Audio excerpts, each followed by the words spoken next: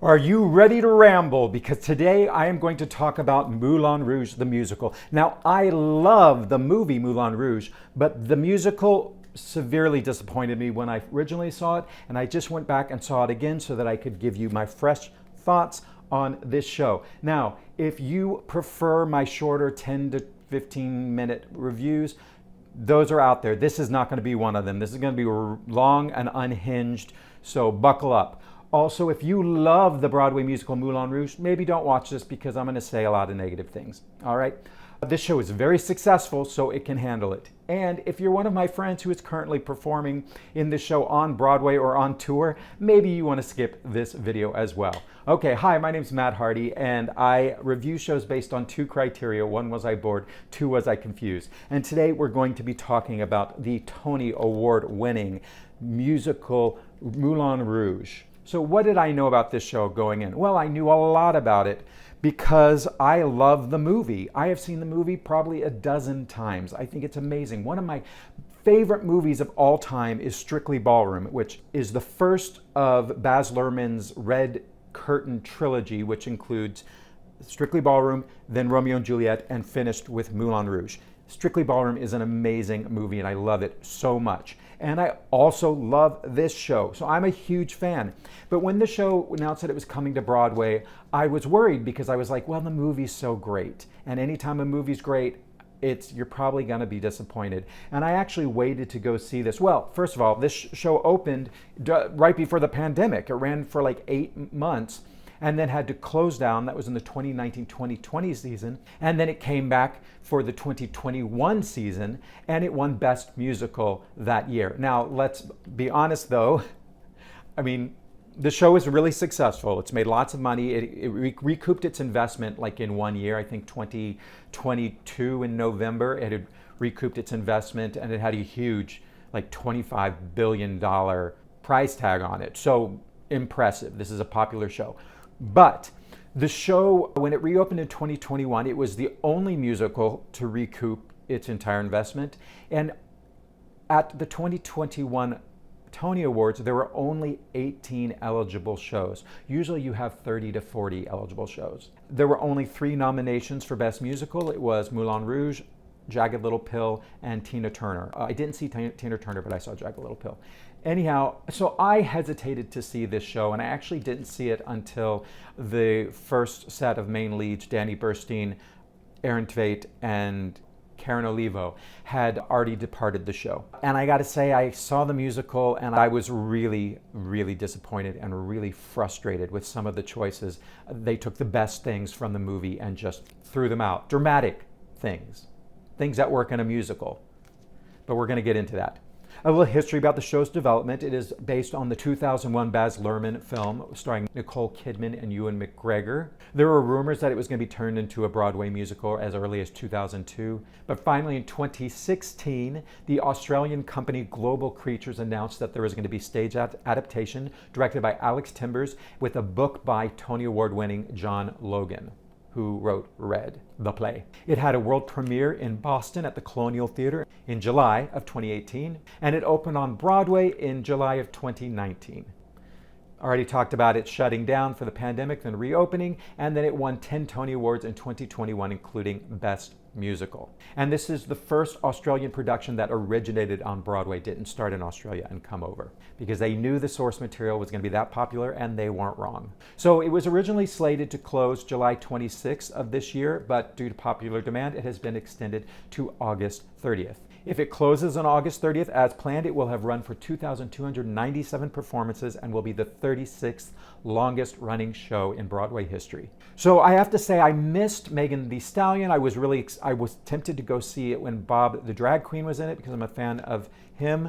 But I'm actually glad I saw this cast because it didn't have any stunt casting in it. It went back to stalwart Eric Anderson as Harold Zidler.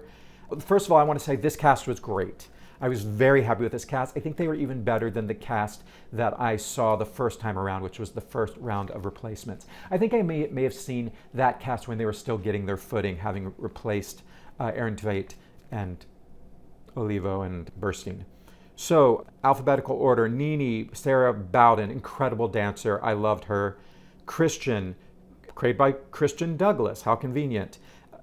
He's a new face on Broadway, and his vocals are incredible. He's also a writer. Just the singing was incredible in this. Satine, played by Kelsey Watts. She was amazing, both of these two, and I think Christine is a recording artist. I cannot tell you how great their vocals were in this show. Santiago was Ricky Rojas. He had a really gravelly vocal, which I loved. Toulouse-Lautrec, Andre Ward, was good, although his first song was too low for him.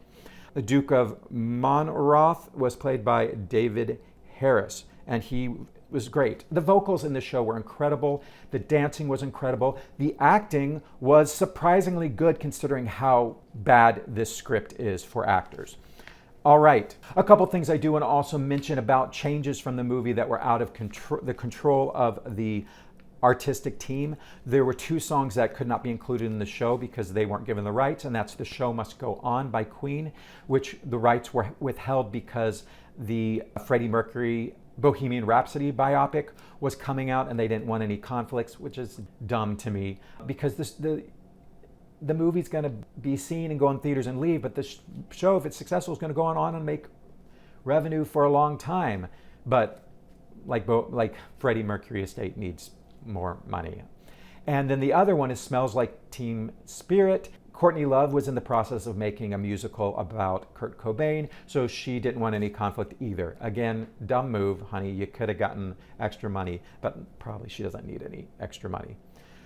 So I wish those songs were in there because those are great songs and I love how they are used in the movie. So what is this show about? This show has a very simple plot. Now, I'm not going to tell you the plot of this because it overcomplicated it.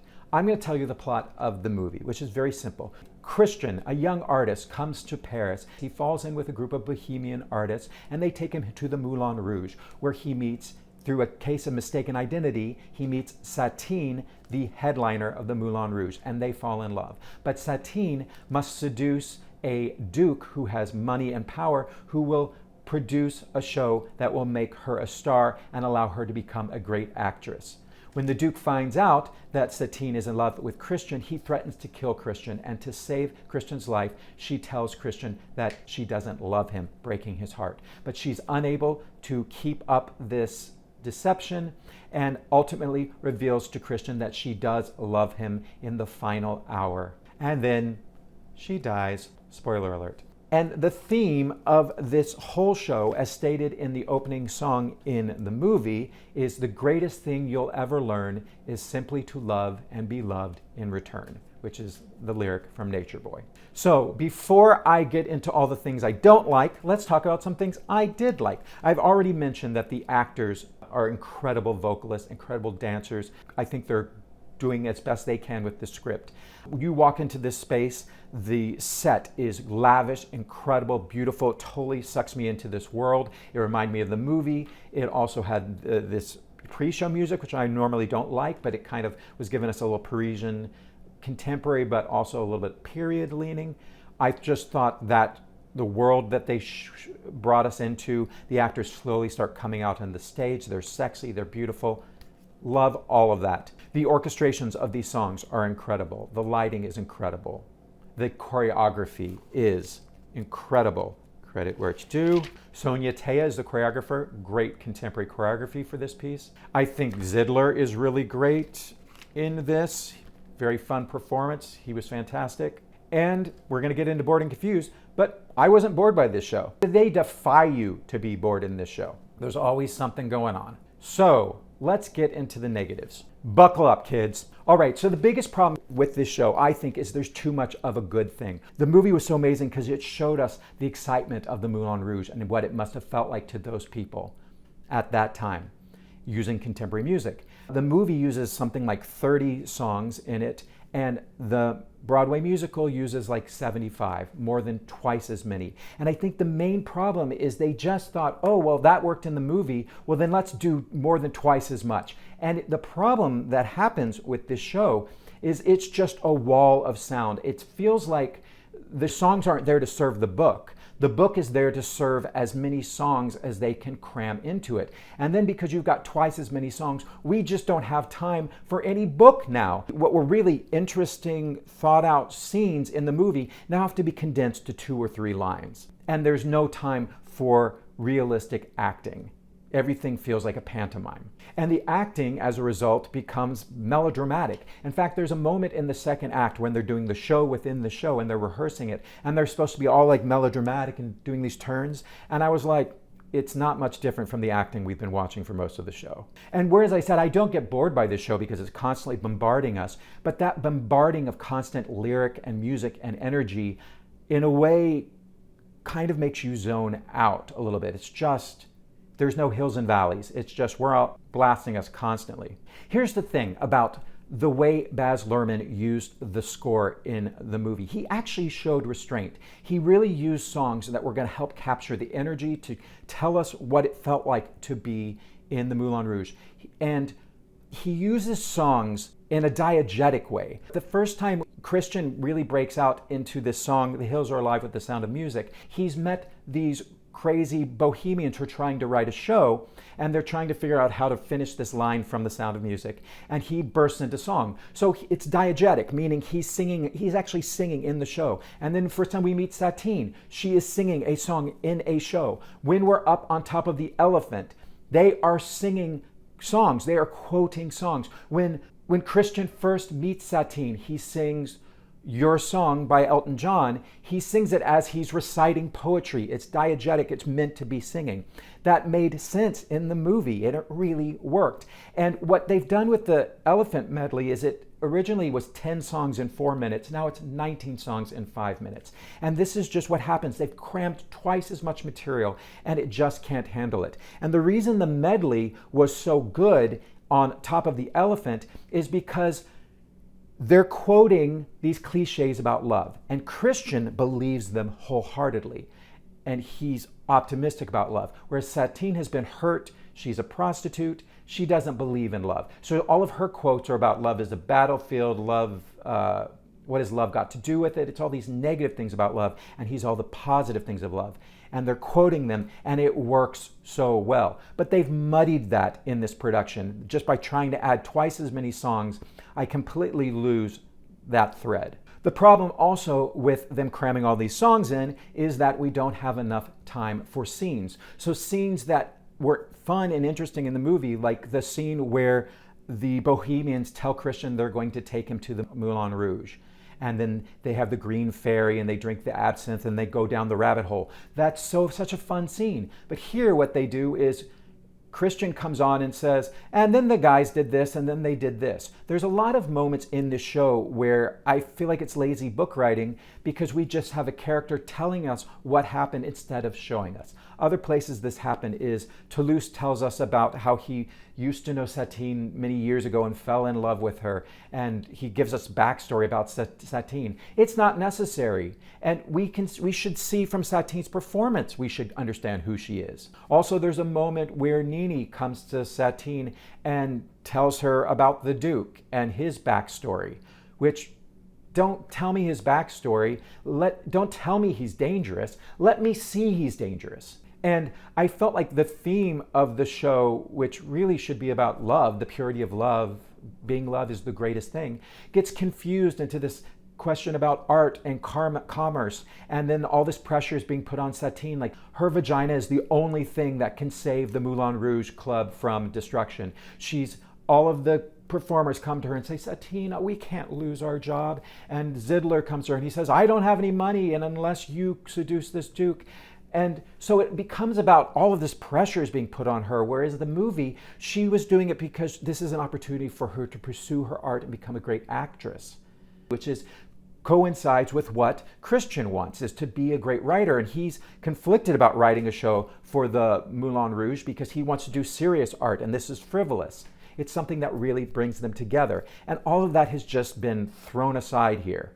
So there's a narrator problem that really bothers me right from the beginning. The first 12, 15 minutes of the show, we meet Harold Zidler, the MC and owner of the Moulin Rouge. He talks to us as an audience.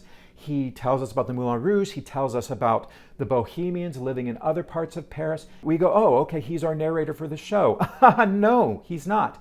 Because then Christian comes in about 15 minutes later, which I thought was too late for our lead character to come in, because it's his journey we're going on. We spend 15 minutes just learning about the Moulin Rouge. The whole section that comes from the middle of the movie now gets done at the start of the Broadway show, which I understand the desire to open a show with a big, powerful number. But the problem I had here, I just needed Lady Marmalade to introduce the Moulin Rouge, and then we go into the can-can, and then we go into this like 10 songs before we even meet Christian, and then Christian comes in with the Bohemians, who we haven't met yet, and then we flash back to when Christian met the Bohemians earlier.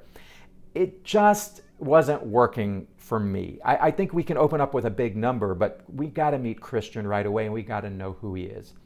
In the movie, of course, it opens up with Christian as the narrator. So what happens here is we start with Zidler as the narrator, and then we switch to Christian being the narrator, and then Christian is kind of the narrator for the rest of the show. So now we flash back and we see Christian meeting the Bohemians. He's just walking down the street, and they're trying to come up with lyrics for The Sound of Music, and he just walks by and he jumps in. And it was a truncated scene. The scene in the movie is so much better. I think the narcoleptic Argentinian falls through his skylight or something crazy, but he gets pulled into this world in such a delightful, interesting way. His working with those crazy Bohemians, the drinking of the absinthe, all of that is so wonderful. Here, it just feels like we're working in broad strokes. And then I met the Bohemians. But then they sing a song about We'll Never Be Royals. It's sung by Toulouse. And then he becomes the narrator and says, we're going back to the Moulin Rouge. And it just feels like the scene's been stuck in there. Also, the Argentinian isn't narcoleptic, which probably is a good choice, although I do love how ridiculous it is in the movie, and it does become a very key point. But I understand taking that out because it is pretty ridiculous. Okay, so things that work so well in the movie that don't because they've been turned into shorthand here. Okay, where do I start? Let's start with Satine's big number. So she comes in from the sky, but this time she sings Diamonds Are Forever. Whereas she sang 3 or 4 songs. I think it was Diamonds Are a Girl's Best Friend, then Material Girl, then we went into the conga.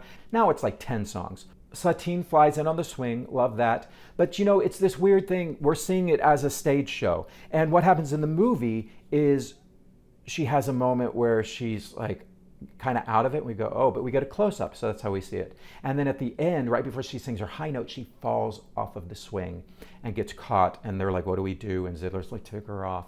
And then Zidler covers it. Here, she does the whole number with a big splashy ending, because we're on Broadway, but in the middle of the number, the lights shift, and she falls to the ground, and she goes, and then she jumps up again. And watching this whole thing, I kind of wished, I was like, maybe I'd enjoy this more if I knew nothing about the movie. But then I think if I didn't know anything about the movie, I think I've been really confused by a lot of the plot points here, because I think I understood what they were trying to give to me dramatically and emotionally, not because it was on the stage, but because I knew what it was in the movie. And then there's this moment where Zidler, in the movie, it's quite clever, where Toulouse-Lautrec borrows a handkerchief from Christian, and then he's trying to dry off the Duke's shirt, which he spilled a drink on, blah, blah, blah. So Zidler says to Satine, while she's doing her costume change, she's like, who's this Duke? He's like, oh, it's the one that Toulouse is waving his handkerchief at. And so they look over at different times, and Satine sees him waving his handkerchief at Christian, whereas Zidler sees him waving the handkerchief at the Duke. And it makes sense why she misunderstood who he was. And then what happens is then Satine, thinking that Christian is the Duke, she brings him onto the stage with her to dance with her for a minute in this big performance. It's so smart. But here on the stage, it was disappointing because it has Zidler and Satine are just standing next to each other, and he says, the Duke is in the box. And she looks to the box to her left, and Zidler's looking to the box to his right. And it's like Zidler wasn't aware that there was more than one box seat in his theater, and he's just unaware that she's right there. Just look at her. She's looking in the wrong direction. As an audience, we're like, okay, fine. It just wasn't clever. And then what happens, she finishes her big number, and then she goes and meets Christian, and then they have a little dance, and she brings them up onto this platform. I guess she was performing on, because it's all shaped like diamonds.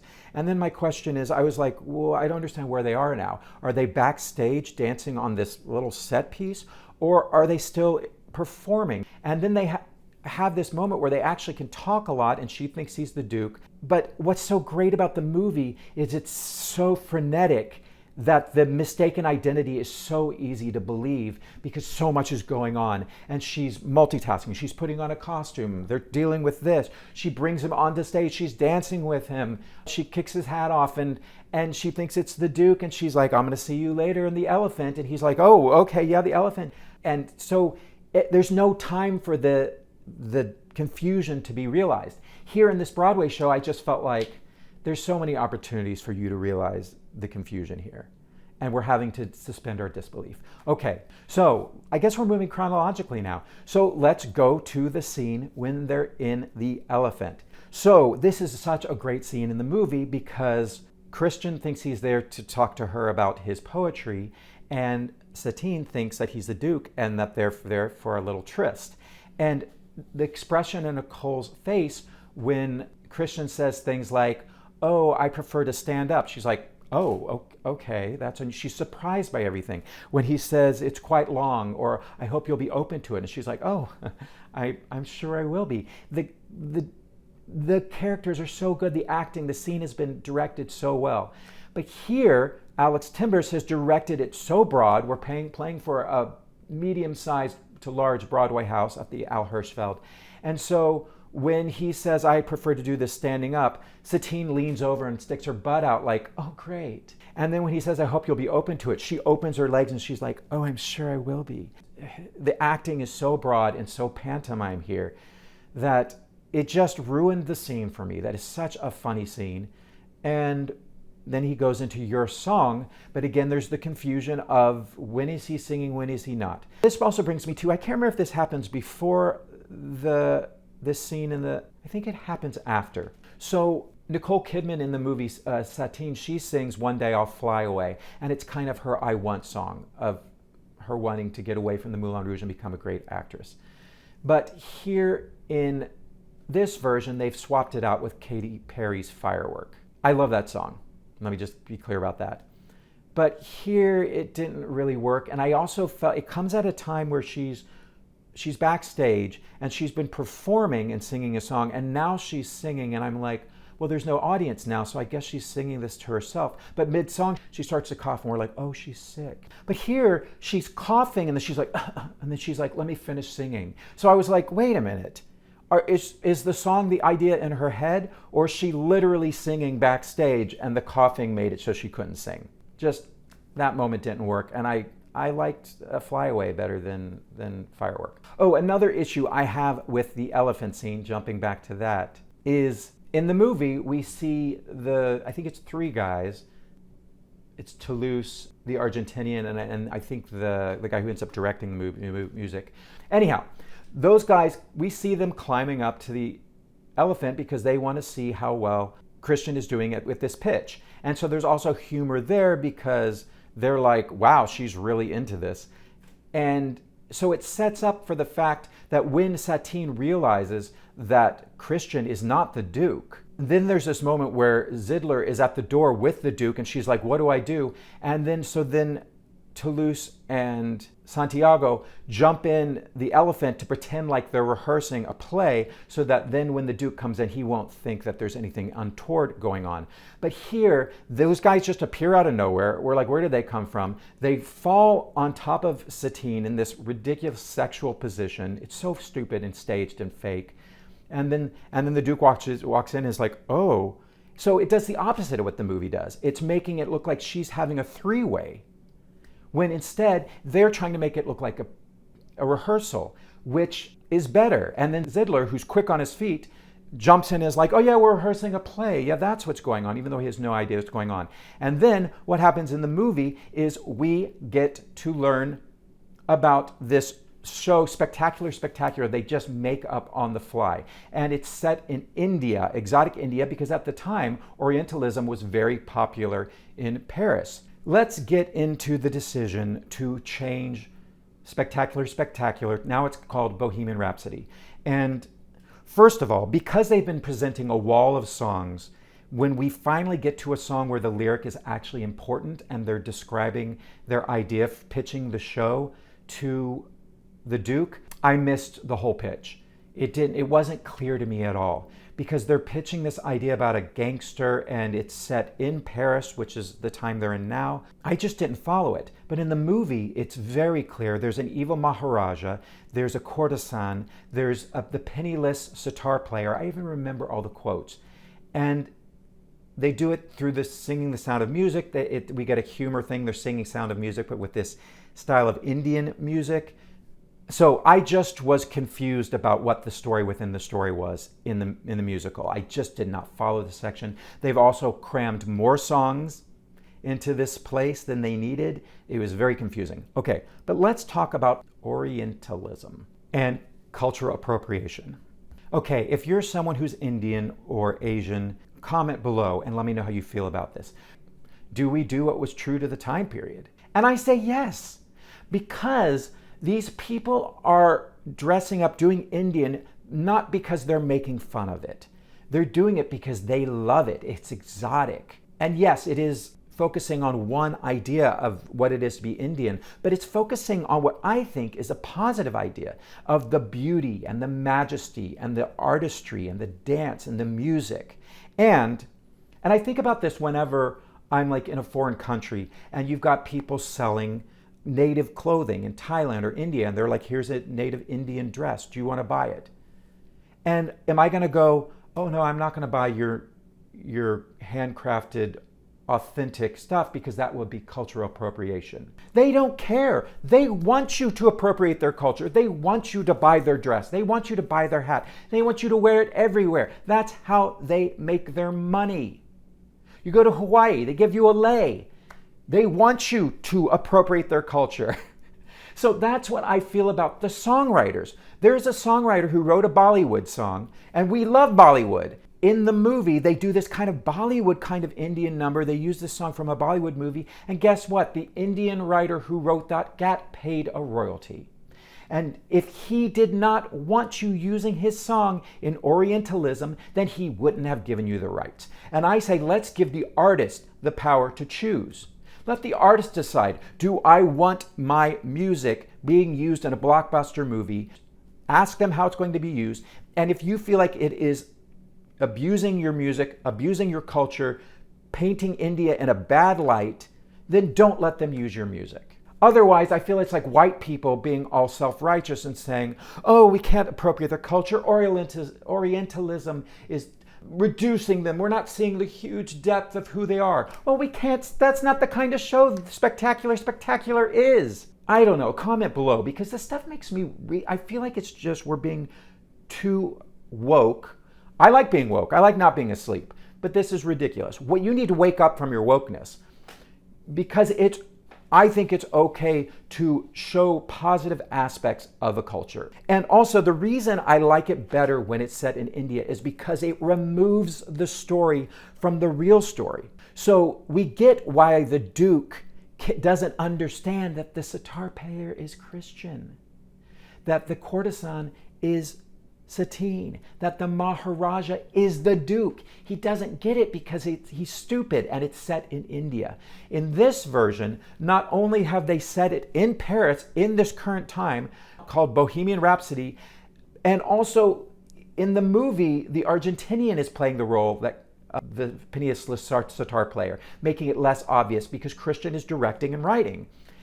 In this version, Christian is directing and writing, and he's playing the poor artist. So the fact that the Duke cannot get the fact that this is a story that's exactly about their situation is beyond me. While we're on the Duke has been changed here. He's handsome, he's suave, he's more about the money, he's about controlling the Moulin Rouge, and he also wants to control Satine. Whereas in the movie, he's much more passionate, he's more volatile, he wants Satine to love him. Whereas here in the Broadway show, he just wants loyalty from her. And he's going to put her up in a house, and she's going to be like his little plaything. And so there's no danger. I feel Although they do have this one moment, which I also hate, because Nini, in the movie, Nini is jealous of Satine, and so she is the one that actually kind of betrays Satine and tees off the Duke into helping him realize that, no, you are the Maharaja. The Phineas Sitar player is Christian. She's the one who gives that away because she's jealous of Satine. Here in the show, they've changed it because I guess girls got to support each other. And so she comes in the scene and she says, you know, Satine, I'm jealous of you and I really would, at a heartbeat, I'd want to take your role, but I got to be a good Judy. And I got to tell you, you need to be careful of that Duke. I know the story of where he actually killed this person before and cut her face and threw acid on it and made this beautiful model ugly so she couldn't model anymore. First of all, you've changed her character. You've completely castrated this character because now I'm like, oh, she's not jealous. She's just a pal. And they're doing this weird thing with the Duke. Is the Duke violent or is the Duke not? When he threatens to kill Christian, is he actually going to go through with it or not? There's some doubt there. And the problem with the Duke wanting to control Satine in this way is what happens is we get a scene where he dresses her up in this Paris finery, trying to make her look like not the whore that she is. But then he tells her that after she does the premiere of Bohemian Rhapsody, he wants her not to perform anymore. And he wants her to be this kept woman in this house. That doesn't work for me because the whole reason that Satine should be, well, the reason in the movie is that she wants the support of the Duke so that she could become a great actress. That is the whole reason she's seducing the Duke. So I guess they felt like that was too selfish of her. So they've changed it in the Broadway show where her whole reason for seducing the Duke is to just save the Moulin Rouge so that all her friends can have a job. So she's just this hooker with a heart of gold who's willing to sacrifice her happiness, her love of Christian, and her love of acting. Everything that she loves in life, she is giving up for the Duke. And I just don't believe it. I don't believe that she would do it. When he tells her that should end it for Satine. Satine should be like, okay, we're done. I'm sorry.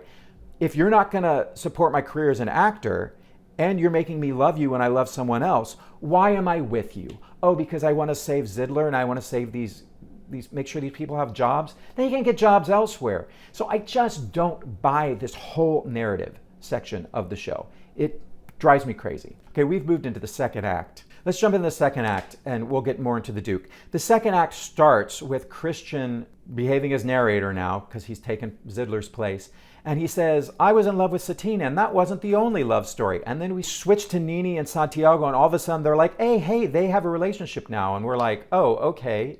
How important is this relationship if you're not bothering to mention it to the second act? And it's just for one song. So again, just thought that whole idea, that's not in the movie. They're not in a relationship. Not that I can tell. And then instead of Roxanne, we're going to give that to Christian later because it's a big song and we can't give a secondary character a big song like that. They sing Lady Gaga's Bad Romance. Again, it feels like they're changing the book just to fit songs in. And it starts out with them having like a moment, but then all of a sudden all the cast comes on and they start singing with them. And then we realize, oh, they're rehearsing part of this show, the show within the show. So then I was confused because I was like, oh, I thought we were doing a backstage moment between Santiago and Nini, but no, they were actually rehearsing the number. So in the show they're in love or in real life they're in love? Christian said they're in love. So confusing. Okay, let's jump to Roxanne then. In the movie, the song Roxanne comes at a time where Christian and Satine have slept together. They have a sexual relationship. What Satine has done is realizing that she's falling in love with Christian, she has put the Duke off. She goes on picnics with him, she tells him how much she loves him, but she has not had sex with him. And he's getting very impatient. And the reason she's not is because she's in love with Christian. But the Duke is getting very tired of waiting. And he insists that Satine do what she's supposed to do. I remember this comes out of a moment where the Duke starts to suspect that Christian and Satine might be having this relationship. So in order to throw him off the trail, she has to divert him. And so she needs to finally come through and have sex with the Duke. And this is driving Christian crazy with jealousy. And that's why the Argentinian is singing the song Roxanne, and it's mirroring what Christian is going through. And he's wandering the streets. He looks up at her window. He's just so jealous. And I think they're trying to make Christian a nicer boy in this, because they also changed the end of the show, which we'll get into in a minute. And we like Christian, and it's okay for Christian to be jealous. It's okay for that. And they took the bite out of Christian in this by making him just too sweet of a guy. Oh, and they also make him American. Let's jump back to that. At the very beginning of the show, they say Christian's from America. Who cares? When I watch the movie, I assume he's from England because he's got a British accent, but everyone's got a different accent in the movie. And I just assume they're all speaking French because we're in France and people learned French back then if they moved to France. So the whole point of saying he's American, I don't care. Because then I start to go, wait, okay, he sounds American. Toulouse sounds French because he's got a French name. Satine's got a French name, but she doesn't sound French. Is she from America? Don't even say he's American. It's so dumb. Having one character speak with a French accent? Why are we doing that? It reminds me of Beauty and the Beast, Lumiere. Are we doing the Lumiere moment? Where we got Lumiere and Mrs. Potts, and Lumiere is the only one with a French accent? Makes no sense. Yeah. So wait, where was I? Tango, Roxanne. And so now this guy's an incredible singer. He sounded great at Roxanne, but Satine has had sex with the Duke. She has sex with the Duke when she first meets him in the Elephant. She sends Christian away after their little poetry misunderstanding, and she immediately has sex with the Duke before Christian's even had sex with her.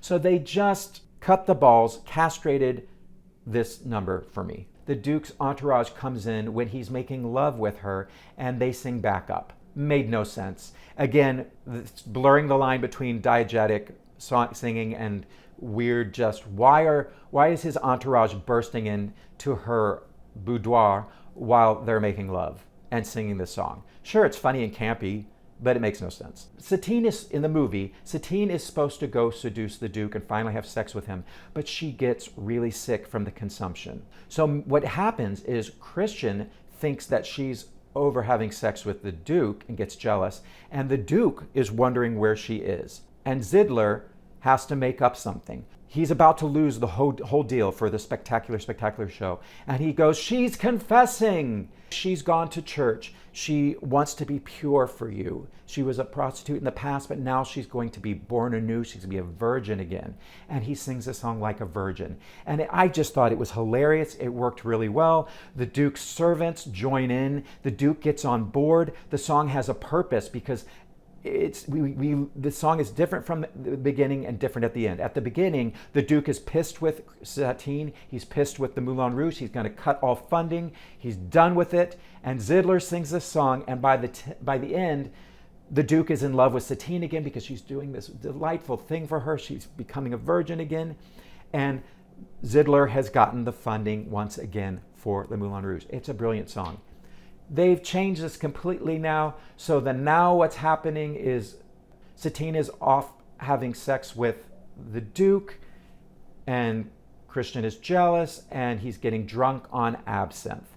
So then now that he's drunk on absinthe, he bursts into the Duke's place, like he can just walk in like that, I guess, and he confronts them. Okay, so in the musical, instead of Nini cluing the Duke in on the fact that Satine and Christian are having an affair, now it's Zidler's little toy boy, I think his name's like Pierre or something.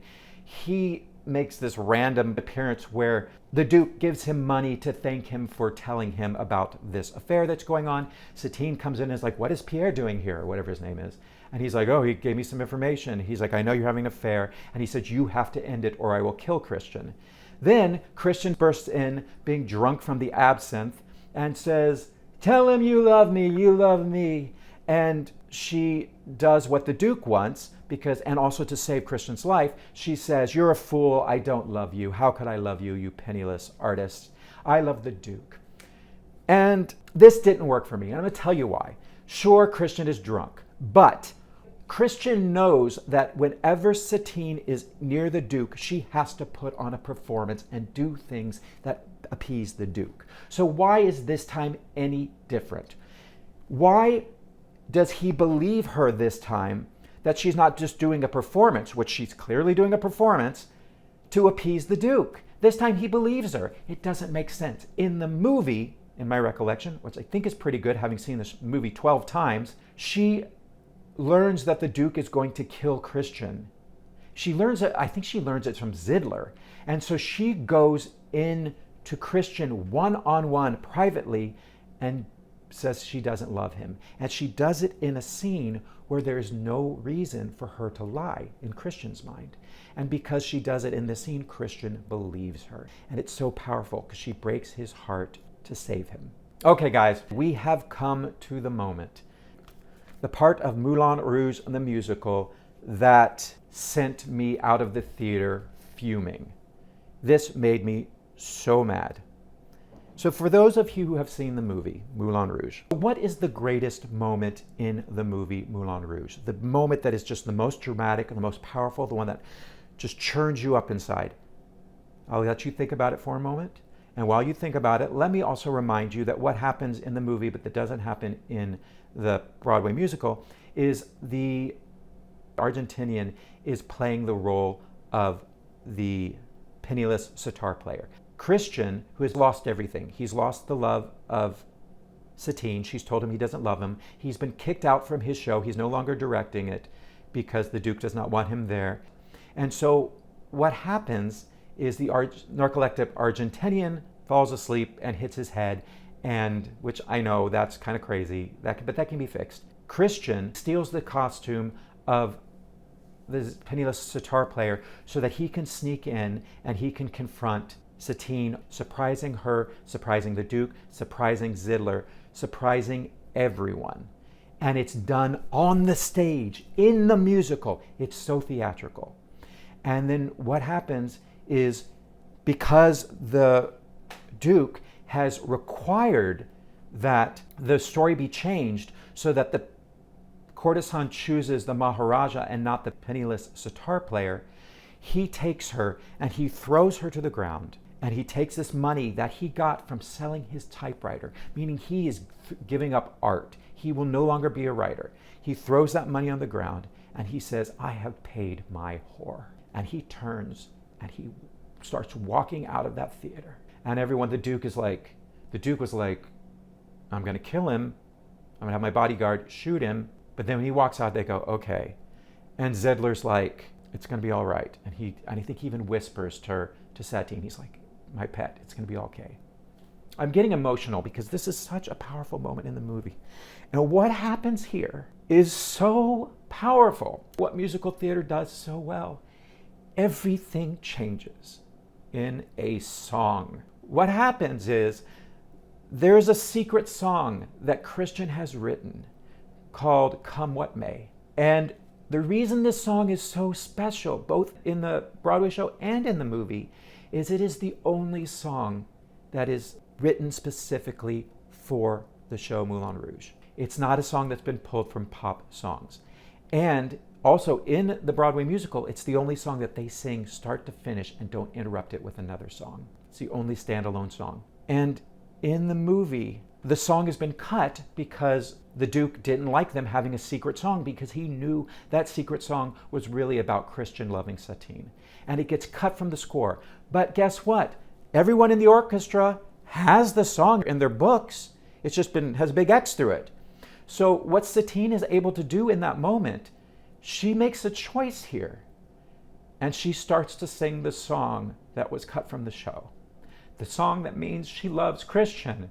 And in this song, just by singing this song, it tells us everything we need to know.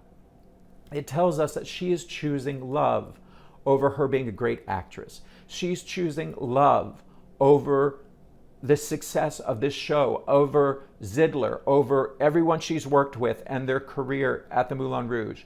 She's throwing away her opportunity to be supported by the Duke. She's throwing away everything she's wanted, and she's doing it for love.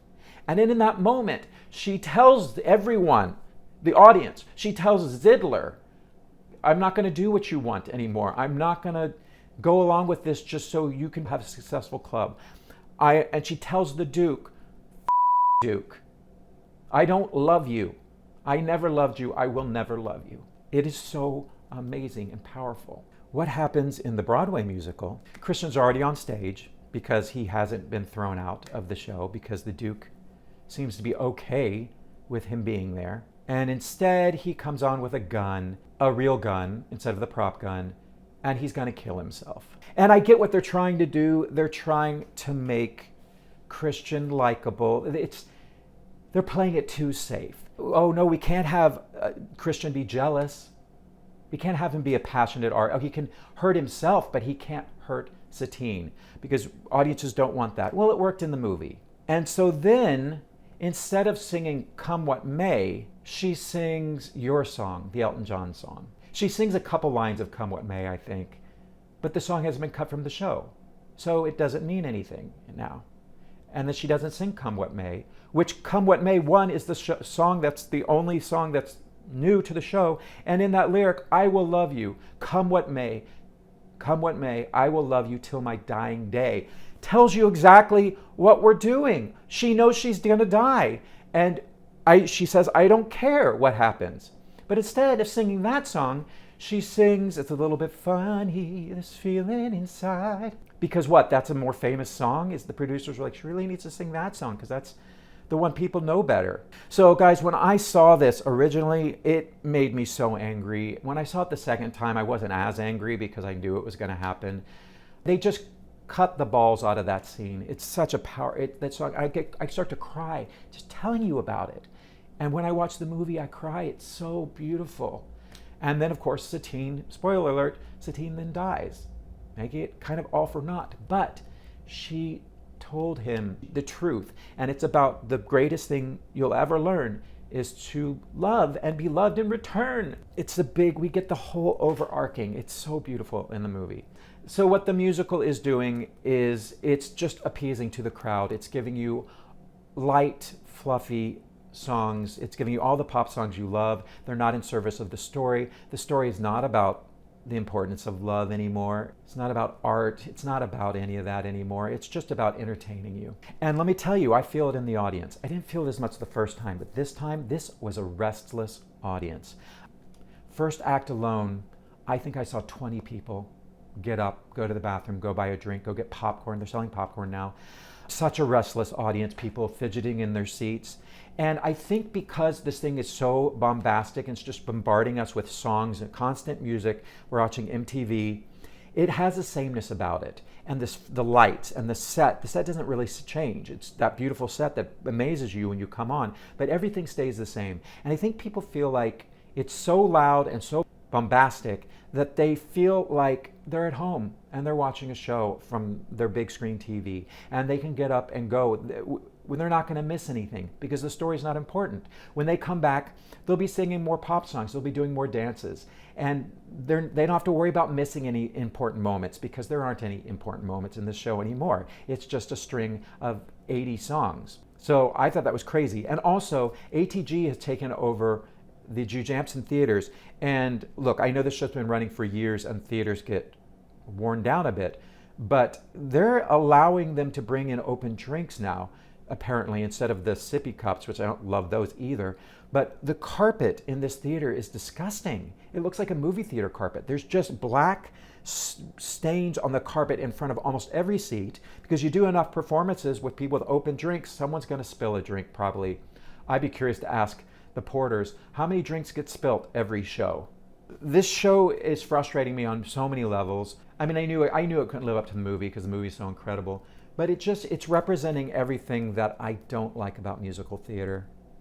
And what's scary about it is this show is one of the most successful shows we've had in recent years. It continues to make money hand over fist. It had a really long run, and we're going to get more shows like this, and that makes me sad. So, was I bored? Was I confused? No, I'm not bored because there's no way to be bored in this show. I mean, there's a certain numbness that comes over you just from the the bombast. I was actually surprised when the first act ended. I went, oh, we're done with the first act, because it just goes and goes and goes. Second act actually has a few moments where we get a few valleys, and there were a few moments where I went, oh, okay, I actually like that moment with Satine. There's a few little moments. The acting gets a little better because the scenes actually start to become a little bit longer, but it just pales in comparison to the movie.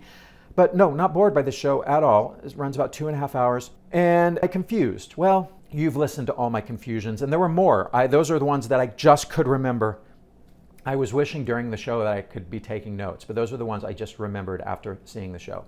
Okay, so let me wrap it up. This show is a triumph of production value. The set, all this, I said this at the beginning, it's just the substance is the problem. But if you want to hear all your favorite songs sung by really incredible singers, but great choreography, great dancing, great set, great costumes, sexy people, if that's what you want out of your musical, you do get your Broadway buck for this show, if that's what appeals to you. But if you love the movie, I don't know. Tell me below if you love the movie and you love the musical, because to me, it just bastardized it, and it made me upset. So clearly I'm in the minority with this. So obviously this is a great show. Go see it. I actually think it's better without your Megan Thee Stallion or Bob the Drag Queens or whoever they're putting it in to sell tickets. I think it's better just with the good, solid Broadway actors who work 8 shows a week for months and months and months. So the show closes August 30th. If you haven't seen Moulin Rouge, go check it out. Then you can understand what I'm talking about and check out the movie. People have been asking me for me to watch movies, and I think Moulin Rouge, maybe I'll do that one because it'll dovetail nicely with this, where I can just talk about how much I love the movie and all the things that work and don't work for me as I watch the movie. Let me know in the comments below if you'd like me to do that. Thank you for watching this musical. If you made it to the very end, you're one of the stalwarts, and I love you for that. Thank you so much. I got my seat on Lucky Tix. I did not ask for a press ticket because I knew I was gonna say a lot of negative things about this show, so I was like, let me just pay for it. Got a $49 ticket. I was in the mezzanine. I actually moved over to a better seat. I started over on the side, which wasn't bad. Couldn't see the upper left corner, but honestly, you don't miss anything even on the sides in this play because everything's staged pretty much towards the center. So yeah, that's the best way, is to do Lucky Seat, get that $49 lottery ticket. They're not that hard to get now because the show hasn't been selling as well. So I think you can slide in and see this show for an affordable price. And it is worth it. It is worth it just for the spectacle. I mean, I'm glad I saw the show, and I'm glad I got to make this video to tell you how upset I am by it. All right. Thank you so much for watching, and I will catch you at the next one. Here's hoping you're not bored and you're not confused. Don't bore me, don't confuse me. If you do, then you'll lose me. Don't wanna drift away, wanna stay inside the play. Keep me engaged, keep me amused with what's in front of me. 'Cause I don't wanna